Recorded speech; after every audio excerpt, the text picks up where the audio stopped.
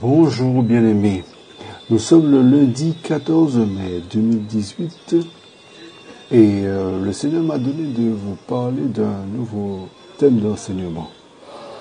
Alors, ce thème d'enseignement est tout simplement le prolongement du dernier enseignement que j'ai eu l'occasion de vous préparer dans l'honneur de la grâce du Seigneur Jésus-Christ par son Esprit qu'il m'a dicté et qui s'intitulait « Les ablutions des sacrificateurs d'Israël au retour du sacrifice de Jésus-Christ à la croix ». Et là, cet enseignement s'intitulera « Le sacrificateur, le sacre, la sacrificature, le sacerdoce royal ». Donc, bien aimé, que Dieu vous bénisse aujourd'hui, que la grâce et la paix du Seigneur Jésus-Christ reposent sur vous, où que vous vous trouvez. Donc, je vais commencer par une prière au Seigneur. Seigneur, au nom du Seigneur Jésus-Christ, j'invoque ta présence sainte et bienfaitrice, avec par la puissance de ton Saint-Esprit, tu viennes nous éclairer concernant les choses les meilleures, afin que nous soyons parfaitement enseignés. Au nom de Yeshua HaMashiach, le Christ, notre Seigneur et Sauveur. Amen. Vous bien-aimés, la loi a été abolie dans le sacrifice de Jésus-Christ à la croix. Amen. Dans cet acte, Jésus est devenu absent de corps mais présent d'esprit, afin que l'esprit soit sauvé. Amen. En l'honneur de l'Éternel et de l'héritage de l'Éternel, c'est lui qui a été choisi pour le sacrifice et pour qu'il fasse le service du tabernacle et du temple à toujours. Et c'est à cause de lui, de Jésus, que tout service dû à l'Éternel s'effectuera ainsi, en le nom du Seigneur Jésus, et à perpétuité. Il est écrit, « Or tout grand prêtre parmi les hommes est établi pour les hommes dans les choses qui concernent Dieu, afin qu'il offre des dons et des sacrifices pour les péchés, étant capable d'avoir de l'indulgence pour les égarés, puisqu'il est aussi lui-même enveloppé d'infirmité. Et c'est à cause de cette infirmité qu'il doit offrir des sacrifices pour ses propres péchés, comme pour ceux du peuple. Et nul ne s'attribue cet honneur, si ce n'est celui qui est appelé de Dieu, comme le fut Aaron. Et c'est dans l'Épître aux Hébreux, au chapitre 5, au verset 1 à 4, que nous voyons cela, bien-aimés. C'est pourquoi il est écrit aussi dans l'Épître de Paul aux Éphésiens, au chapitre 2 et au verset 20, étant édifié sur le fondement des apôtres et des prophètes, et Jésus-Christ lui-même étant la pierre angulaire, en qui tout l'édifice bien ajusté s'élève pour être un temple saint dans le Seigneur, en qui vous êtes édifiés ensemble, pour être une habitation de Dieu en esprit. Alors, à travers ce verset, voici le miracle de la parole qui montre que Jésus est par son sang la pierre angulaire qui soutient tout l'édifice et le temple de Dieu qui se trouve au-dedans de nous et qui commence par la foi en Jésus à être édifié. Et Jésus-Christ est un esprit qui nous soutient par la foi et par son œuvre à la croix pour nous où son sang a coulé et a fait expiation puisque son sang a été répandu. Amen. Il nous a rachetés pour être liés pour son œuvre et pour l'œuvre de son Père, notre Dieu et Père, dans le lieu très saint. Donc, bien aimé, dans le temple de Salomon, il y avait le lieu très saint, tout au fond du temple, derrière le rideau, derrière le voile, dans le sanctuaire même, entre les chérubins. Et la présence de Dieu se trouvait sur l'arche de l'Alliance qui se trouvait entre les deux chérubins. Elle se trouvait en haut. Et c'est ce lieu très saint-là qui représente notre esprit bien-aimé. Sachons-le, nous devons le savoir. Nous avons donc un temple dedans de nous, bien-aimés, depuis notre baptême d'en haut, lorsque nous sommes devenus des enfants de Dieu, par la dignité de Jésus. C'est pour cette raison qu'il est écrit dans 1 Corinthiens 6, au verset 17, « Mais celui qui s'unit au Seigneur est avec lui un seul esprit. » Ou encore dans 1 Corinthiens 6, 19, ne savez-vous pas que votre corps est le temple du Saint-Esprit qui est en vous et que vous avez reçu de Dieu et que vous ne vous appartenez pas à vous-même? Alors donc, nous savons que nous sommes le temple de Dieu en esprit et que nous le servons et que nous lui appartenons puisque nous le servons. Mais comment le servons-nous, bien-aimés? Eh bien, en faisant de notre vie un sacrifice vivant, depuis notre naissance d'en haut, un sacrifice vivant, et offert tous les jours devant Dieu dans ce temple vivant qui est le Saint-Esprit, qui est venu habiter au fond, dans le lieu très saint de notre esprit, à la place réservée par le Seigneur, mais en Christ, afin d'être trouvés comme des sacrifices vivants en Christ et agréables au Seigneur, notre Dieu. C'est pourquoi c'est plus facile aujourd'hui, unis en Christ, grâce à tous les liens de son assistance, afin que tous les chrétiens soient édifiés par lui, par Jésus. Regardez bien aimé ce qui est écrit dans Éphésiens 4 au verset 10. Celui qui est descendu, c'est le même qui est monté au-dessus de tous les cieux, afin de remplir toutes choses. Lui-même donc a donné les uns pour être apôtres, les autres pour être prophètes, les autres pour être évangélistes, les autres pour être pasteurs et docteurs, pour l'équipement des saints, pour l'œuvre du service, pour l'édification du corps de Christ, jusqu'à ce que nous soyons tous parvenus à l'unité de la foi et de la connaissance du Fils de Dieu, à l'état d'homme parfait, à la mesure de la parfaite stature de Christ, c'est-à-dire semblable à lui en tout point, à retenir que sa divinité lui appartient. Éphésiens 4, 16, dont tout le corps bien ajusté et lié ensemble par toutes les jointures de son assistance, tire son accroissement selon la force qu'il distribue à chaque membre, afin qu'il soit édifié dans la charité en Christ. Devrait-on ajouter dans notre esprit, car cela ne vient pas de nous. On peut voir ainsi au nom de Jésus-Christ comment ce n'est pas nous-mêmes, mais plutôt Jésus qui remplit, qui fortifie dans ce passage et en permanence. Et donc, en étant constamment remplis de son esprit, nous pouvons tenir ferme dans la foi contre les puissances des ténèbres bien-aimés. Maintenant, sur le service de ce temple saint, nous sommes donc devenus, sachons-le, prêtres, prophètes et rois, dans le ministère des enfants de Dieu, dans le nom de Jésus-Christ. Apocalypse 5 à partir du verset 9. Et il chantait un cantique nouveau, en disant, « Tu es digne de prendre le livre et d'en ouvrir les sceaux, car tu as été mis à mort, et tu nous as achetés pour Dieu, par ton sang, de toute tribu, de toute langue, de tout peuple et de toute nation. » Au verset 10, « Et tu as fait de nous des rois, bien-aimés, et des prêtres, pour notre Dieu, et nous régnerons sur la terre. » Bien-aimés, nous régnerons sur la terre pour être plus que vainqueurs, pour être enlacés et pris au moment de l'enlèvement, pour notre couronnement au ciel. Alors nous régnons d'ores et déjà ici, sur la terre, mais selon Christ, bien-aimé, qui est le grand prêtre, selon l'ordre Melchisédek, c'est-à-dire selon le modèle qui est celui du roi Melchisédek, prêtre du Très-Haut, prophète et roi de Salem. Alors donc, Christ, il est le chef, le seul grand chef auquel nous devons allégeance, et qui règne, lui, au-dessus de son Église et pour l'éternité.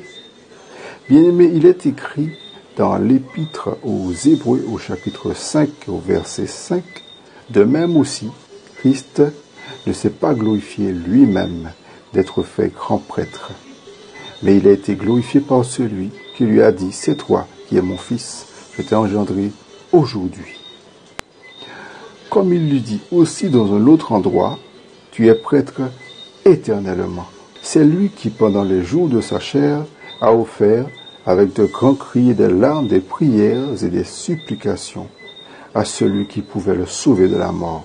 Et il a été exaucé à cause de sa piété. Bien qu'étant fils, au verset 8, il a pourtant appris l'obéissance par les choses qu'il a souffertes. Après avoir été consacré, il est devenu l'auteur du salut éternel pour tous ceux qui lui obéissent, étant appelé de Dieu à être grand prêtre, selon l'ordre de Melchisédek. Amen, bien-aimés. Nous devons savoir que le Seigneur réclame des véritables adorateurs qu'il adore, en esprit et en vérité. C'est cela que m'a confié le Saint-Esprit. Écoutons et comprenons. Mais il attend aussi de ceux qui se tiennent sur la brèche, au milieu du peuple, et c'est aussi en cela qu'il est nécessaire qu'il y ait des sacrificateurs, le service d'un sacrificateur. Qui sommes-nous donc? Que celui qui a des oreilles pour entendre, qu'il entende. Nous devons le comprendre parfaitement pour appliquer dans la vérité ce qu'est notre rôle, le service d'un sacrificateur. Et nous devons le connaître, bien-aimés, comme connaissaient tous les enfants d'Israël à l'époque d'Aaron ou du Seigneur Jésus en chair il y a 2000 ans. Nous devons le connaître particulièrement à notre époque où l'Église du Seigneur est prête et où Jésus revient vite et bientôt.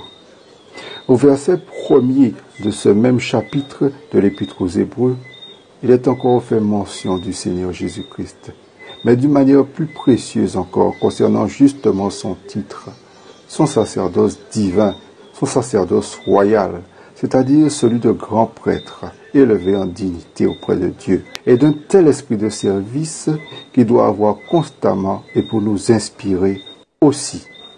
Lisons dans Hébreux 5 à partir du verset 1er. Or tout grand prêtre pris parmi les hommes, afin de retenir à nouveau, bien-aimés, or tout grand prêtre pris parmi les hommes est établi pour les hommes dans les choses qui concernent Dieu, afin qu'il offre des dons et des sacrifices pour les péchés. Amen, bien-aimés. Et en parlant du plein salut obtenu en Jésus-Christ, lisons Hébreux 6, 17. C'est pourquoi Dieu, voulant faire mieux connaître aux héritiers de la promesse la fermeté immuable de sa résolution, donc pour nous, il a fait intervenir le serment, afin que, au verset 18, afin que, par deux choses immuables, dans lesquelles il est impossible que Dieu mente, nous ayons une ferme consolation, nous qui avons notre refuge dans l'acquisition de l'espérance qui nous est proposée, espérance que nous tenons comme une encre sûre et ferme de l'âme, et qui pénètre jusqu'au-delà du voile. Au-delà du voile, bien-aimé, donc dans le propitiatoire, où Jésus est entré comme notre précurseur, c'est-à-dire avant nous, puisqu'il a fait le service avant nous pour nous racheter par le plein salut, obtenu en lui en son nom, Christ bien-aimé, et ayant été toujours au verset 20, où Jésus est entré comme notre précurseur au-delà de ce voile, ayant été fait grand prêtre éternellement, selon l'ordre de Melchisédek. Bien-aimés, les versets parlent d'eux-mêmes. Le Saint-Esprit est grand et puissant. Nos oreilles sont ouvertes, nos cœurs aussi. Nous sommes lavés par le sang du Seigneur Jésus-Christ. Ses paroles vivent en nous, dans nos veines. Hébreux 2, verset 17. C'est pourquoi il a fallu qu'il soit semblable en toutes choses à ses frères, afin qu'il soit un grand prêtre miséricordieux et fidèle dans les choses de Dieu, lui Jésus, pour faire la propitiation pour les péchés du peuple. À qui appartient ce rôle? À Jésus, en tout point, même s'il se sert de nous, bien-aimés. Hébreux 8, à partir du verset 6. Mais maintenant, notre grand prêtre a obtenu un service d'autant supérieur qu'il est le médiateur d'une alliance plus excellente, qui a été établie sur de meilleures promesses. Donc nous avons deux réponses en une. Médiateur d'une alliance plus excellente encore, comme je vous le disais, conformément aux promesses du Seigneur, et qui se sert de nous, et qui a été établi sur de meilleures promesses. Et nous avons là tout le caractère, par ces versets, tout le caractère sacré de ce service, qui est celui du roi, celui qui est le grand prêtre en chef, c'est-à-dire Jésus-Christ. Et nous n'imaginons même pas toute l'étendue des services qu'au nom de son Père, autrement, concernant ceux propres à notre propre préparation et à notre sanctification personnelle, devrais-je dire, il doit encore nous apporter, parce qu'ils sont extrêmement nombreux, bien-aimés. En revanche, nous sommes donc conduits à travers tous ces exemples à considérer plus précisément tous les services que nous sommes conduits à mener à travers notre œuvre, à travers nos œuvres en Christ, et concernant justement le don de service. Alors voilà, ce sont là toutes les promesses que le Seigneur justement a prévues pour nous, par l'acte du Seigneur Jésus-Christ qui est unique Et nous venons ensuite pour être semblables à lui en effectuant le même sacrifice pour rentrer dans cette sacrificature, dans ce sacre et par le sacré, autrement plus glorieux et que dans le nom de Jésus-Christ. Amen, bien-aimés.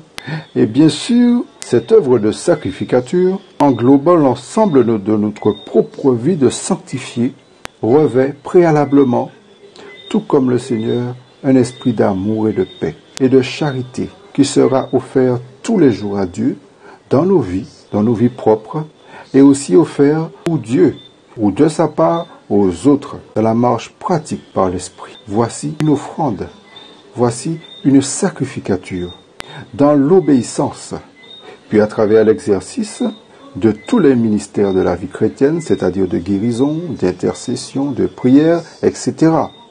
Et en portant aussi les fruits de l'esprit, bien-aimés, nous pouvons également exercer, œuvrer à la sacrificature, en portant aussi les fruits de l'esprit, afin qu'en les portant au quotidien, notre vie de sanctification soit de plus en plus une offrande de l'agréable odeur des justes, aux narines de Yahweh, et possédant le mieux le parfum encensé des véritables sacrificateurs du Très-Haut, comme cet exemple dans le Lévitique chapitre 2 au verset 9. Le prêtre lèvera de l'offrande de gâteau son souvenir et le brûlera sur l'autel. C'est une offrande consumée par le feu de bonne odeur à Yahweh. Là, il faisait l'expiation pour ses propres péchés, par cette offrande. Amen. Voici donc un exemple de ce qui était sous la loi, une offrande de véritables sacrificateurs du Très-Haut, lesquels faisaient par l'acte de propitiation l'expiation pour leurs propres péchés, bien-aimés, mais aussi pour les péchés de tout le peuple. Bien-aimés, expiation, c'est un mot qui vient de l'hébreu kafar, K-A-P-H-A-R, kafar, couvrir, purger, faire une expiation. Action de couvrir les fautes et les souillures de l'homme afin qu'il soit réconcilié avec Dieu. Sous la première alliance, bien-aimés, le grand prêtre faisait tous les ans un sacrifice d'expiation en entrant dans le Saint des Saints pour ses péchés et les péchés du peuple. Bien entendu, il se tenait tous les jours sous la brèche également. De fait, par son sacrifice, Christ est devenu la victime expiatoire pour les péchés de tous les hommes en les prenant sur lui-même à la croix. Et c'est pour lui, bien-aimé, qu'il est dit, il est l'agneau de Dieu qui ôte les péchés du monde et qui les prend sur lui par son innocence, par sa pureté, par son aspect choisi. Et il veut bâtir en nous ce temple saint par sa grandeur, ce temple saint en l'esprit. Mais pour qui, bien-aimé? Pour lui, afin qu'il vienne y habiter lui-même. Par quoi? Par son esprit qui est resté sur la terre, après son élévation au ciel, par son Saint-Esprit consolateur. Il nous enseigne toute la connaissance, qui nous convainc de péché et beaucoup d'autres qualités divines et merveilleuses. Bien-aimés. Et ce temple, il veut le bâtir pour lui et pour son Saint-Esprit, afin que son Saint-Esprit vienne résider dans ce temple, au creux de nous-mêmes. Alors donc, en effet, bien-aimés, depuis le salut en esprit par Jésus-Christ, les prêtres n'offrent plus de victimes en holocauste. Nous sommes rendus libres en Jésus-Christ et parfaits, car le sacrifice en lui-même de Jésus est parfait en dignité, car il est agréable, souvenons-nous, au Seigneur. Et ainsi le Seigneur est glorifié, car tous les ustensiles du tabernacle sont entretenus et propres et parfaitement bien coordonnés par l'Esprit de Dieu en nous. Aussi longtemps que nous ne mettons pas notre confiance dans la chair, bien-aimée. C'est pour cela que le Seigneur a décidé de mettre en place dans ce temple saint, pour la propre édification de l'Église que nous sommes en esprit et en vérité, les sacrificateurs que nous avons revêtus, avec tous nos habits de lin et notre belle tunique sacerdotale, bien-aimée. Et nous devons en être fiers. Amen. Alors il nous faut savoir aussi le nom sacrificature, sacerdoce. Ce mot, bien-aimé, vient de l'hébreu kahan, qui signifie service. Retenez bien ce mot, kahan, qui signifie service. Ou encore prêtrise. Donc le mot sacrificature et sacerdoce. Alors maintenant, bien aimés, on va comprendre la nécessité de toutes ces œuvres que nous venons d'entendre et dans lesquelles il va falloir rentrer. Lisons l'épître aux Hébreux, Hébreux 9, à partir du verset 1. Ouvrons nos cœurs et nos esprits. En vérité, la première alliance avait aussi des ordonnances concernant le service divin et un sanctuaire terrestre.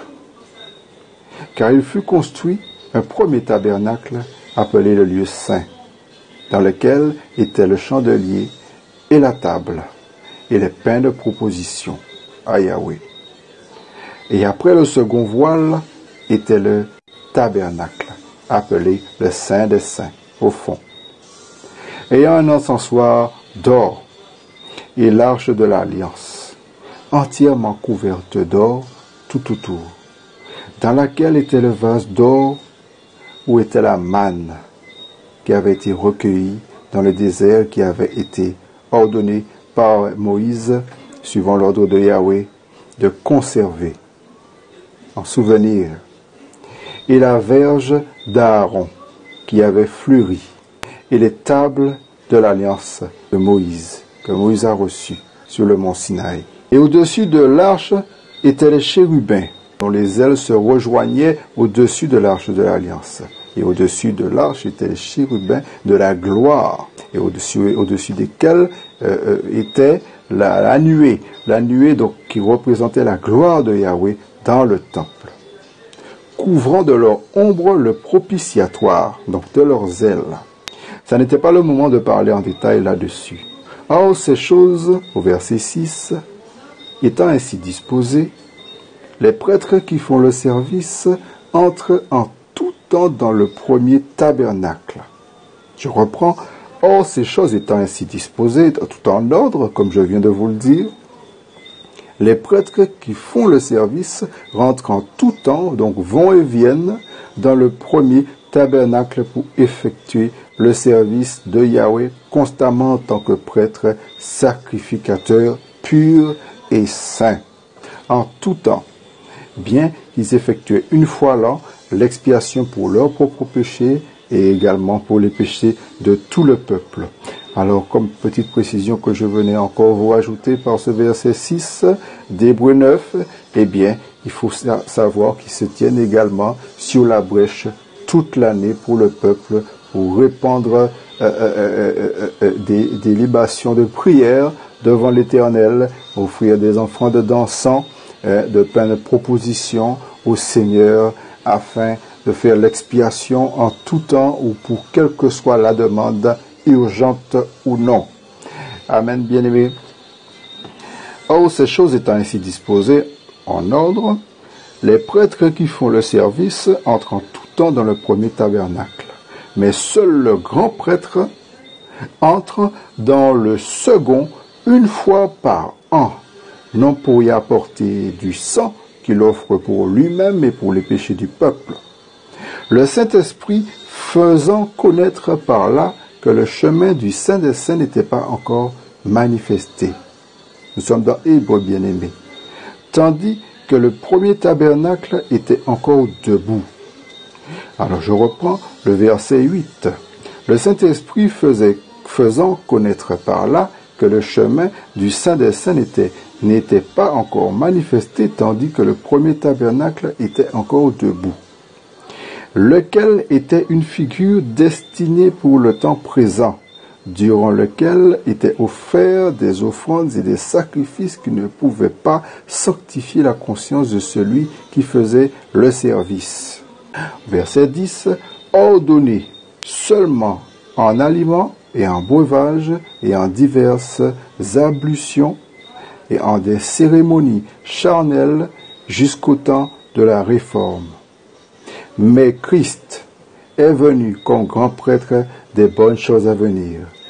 Il a traversé un tabernacle plus excellent et plus parfait, qui n'est pas un tabernacle construit de main d'homme, donc corruptible, traversé justement par toutes sortes de cérémonies religieuses au sein même du temple, que nous avons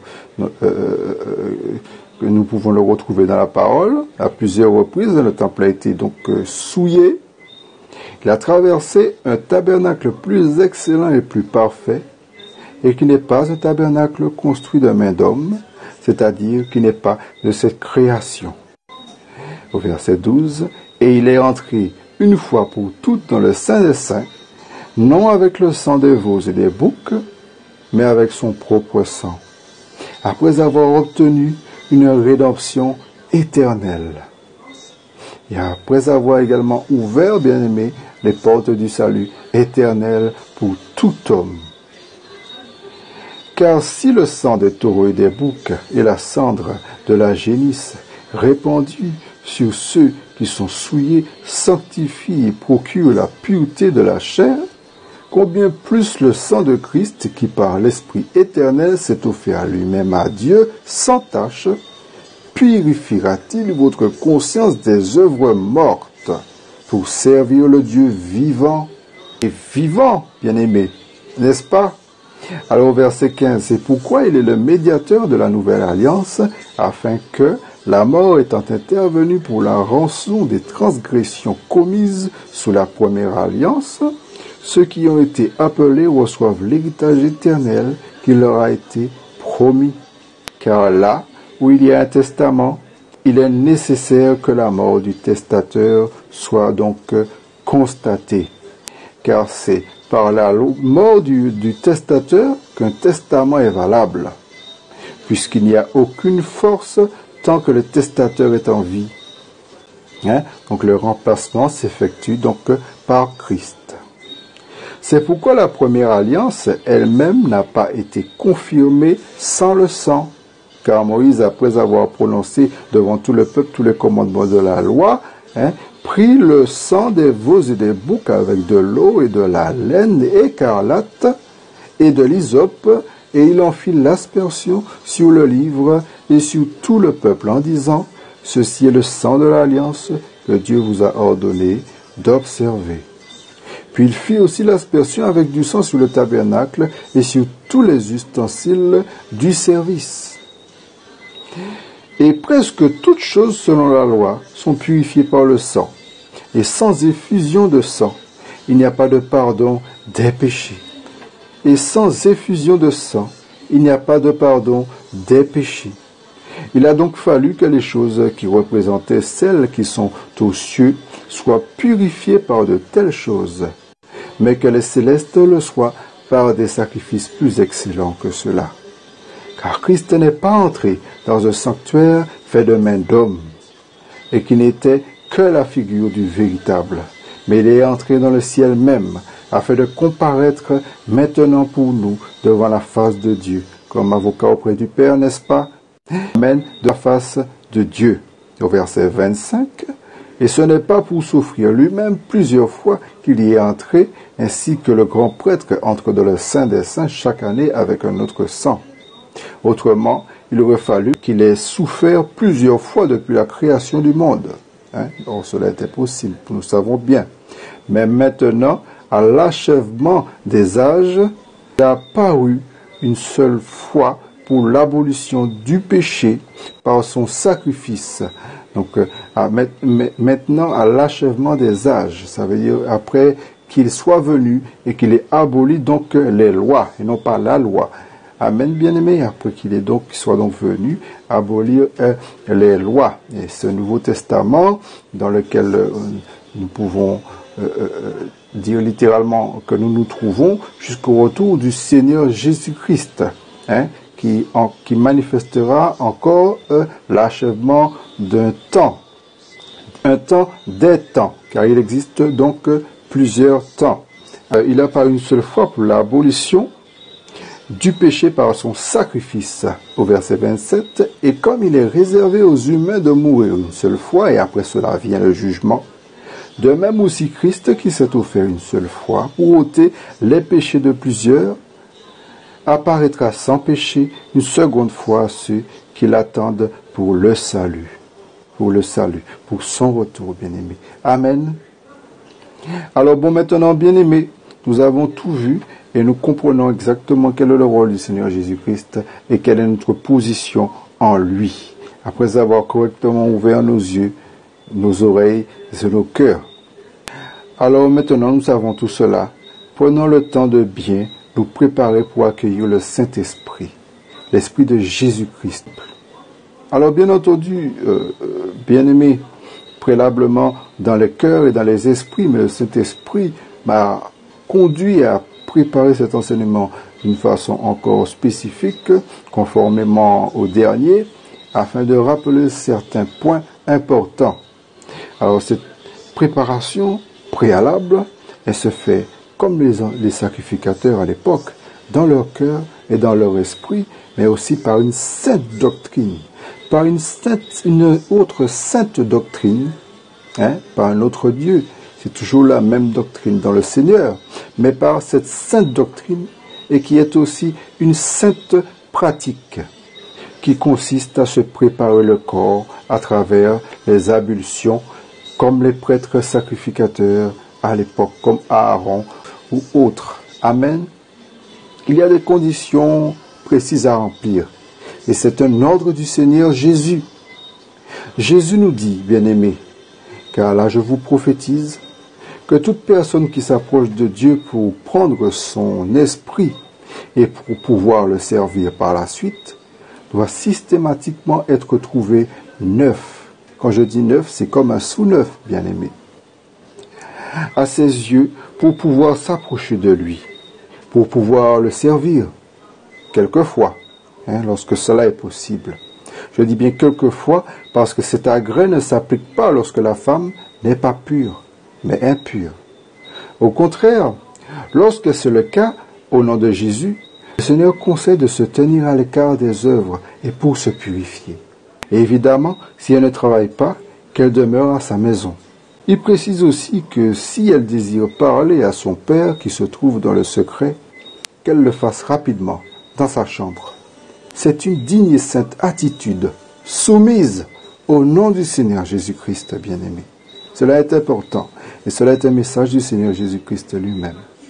Alors donc, messieurs, nous entendons cela, mais messieurs, si nous pensons que nous sommes acceptés, méfions-nous quand même et prenons exemple sur les pères, tels que Aaron, qui lorsqu'il servait Dieu, que ce soit dans le temple ou en dehors, était toujours systématiquement lavé, pur et ablutionné au nom de l'Éternel des armées.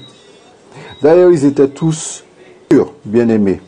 Alors, combien parfois, nous sommes tous plus souillés lorsque nous arrivons du monde que ceux-là même d'avant lorsqu'ils revenaient du monde. Et ce, grâce à la société actuelle dans laquelle nous vivons, qui s'en trouve être beaucoup plus souillée qu'auparavant. Alors, raison de plus pour pouvoir faire comme lui, Aaron, et purifions-nous par l'eau et la parole systématiquement après chacune des souillures de notre corps. Et mesdames aussi, bien entendu, mes sœurs, afin que pour œuvrer devant le Seigneur, nous ne soyons pas souillés par elle, par les souillures de notre corps. Un des moyens utilisés, à part les prières, pour lier les esprits liés à nos mauvaises habitudes, compte tenu de nos impuretés auxquelles sont attachés un ou plusieurs démons, et indépendamment de notre sainteté ou de la protection que parfois nous prétendons posséder, il y a, après vous avoir parlé des ablutions, vous savez, pour les mains et les pieds, il y aurait, pour ceux qui savent, parce qu'ils étaient tous remplis de la splendeur de la gloire, il y aurait les lavements, systématiquement. Et pour ceux qui s'en rappellent, à l'époque, vous vous rendez compte à quel point la gloire de Dieu se manifestait déjà à l'époque. Alors c'est pourquoi, sous l'ordre de Jésus, et à cause de ce que j'ai reçu de Jésus par la foi, et à cause de ce que Jésus a remarqué, nous devons retourner à ces visions des choses saines, concernant la purification, afin qu'après, le Saint-Esprit vienne et se manifeste au-dedans et au-dehors de notre corps et de notre esprit pour nous purifier à son tour. Et il l'a promis, il l'a fait et il le fera systématiquement. Alors c'est pourquoi il nous faut pratiquer toutes ces choses avec la plus grande facilité. Alors donc certains d'autres me diront, mais si on est dans un lieu public, Comment faire pour nous intervenir? Eh bien, je ne dirais pas que chacun marche avec sa petite bouteille d'eau et son savon, soit pour devant ou soit pour derrière, ou si on ne veut pas être attaqué trop facilement par des démons d'impudicité ou de quelques autres impuretés. Il y a une solution beaucoup plus simple, plus rapide et efficace. Il s'agit des lingettes, qui sont tout simplement prévues pour ces effets. Pour votre bien-être, bien-aimé, car vous êtes le seul garant de cette décision. Il faut savoir que les démons et les esprits sont attirés par tout ce qui est sale, que ce soit nos aisselles ou autres, au boulot ou à la maison. La langue et la bouche aussi.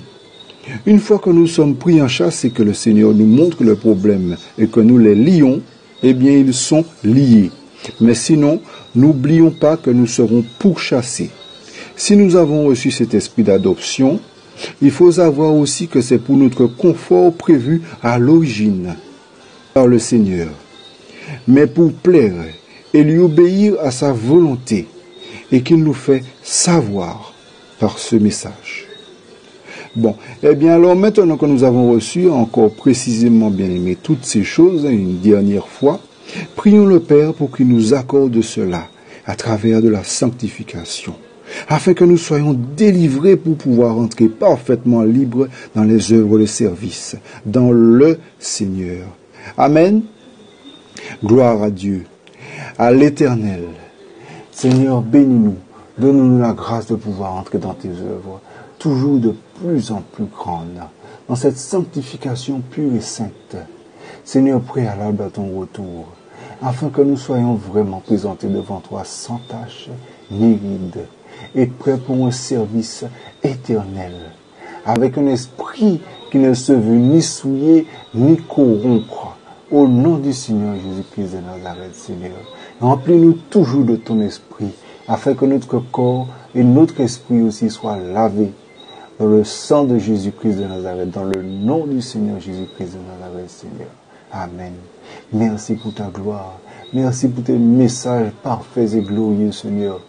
Merci, Seigneur, pour ta volonté divine dans nos vies. Merci, Seigneur, notre Dieu. Merci, Seigneur Jésus-Christ, mon Dieu, pour l'œuvre de service que tu as accompli dans ton temple en nous.